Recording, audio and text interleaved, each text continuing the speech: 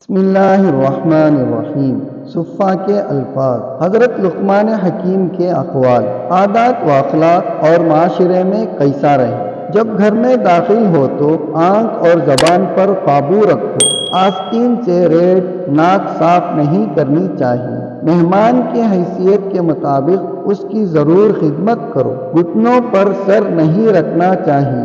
گزری ہوئی کشیدگی کو تازگی نہ بخشو۔ زمین کی طرف نگاہ رکھیں، دائیں بائیں نہ دیکھیں۔ ہر شخص اپنے معاملات کو بہتر جانتا ہے۔ مست اور دیوانے سے بات نہ کریں۔ سوراخ میں انگلی نہ ڈالیں۔ بیکاروں اور لچے لفنگوں کے ساتھ مکانوں کے ساتھ نہ بیٹھیں۔ تھوک اور رینٹ ناک اونچی آواز سے مت پھینکیں۔ نفع و نقصان کی خاطر اپنی آبرو برباد نہ کریں۔ جمائی لیتے وقت منہ پر ہاتھ رکھیں۔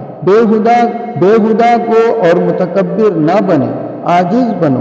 آنکھوں اور آبروؤں سے اشارے نہ کریں۔ خود کو عورتوں کی طرح آراستہ نہ کریں۔ سورج نکلنے کے وقت سونا نہیں چاہیے۔ اپنی طاقت کو نہ آزماتے پھرو۔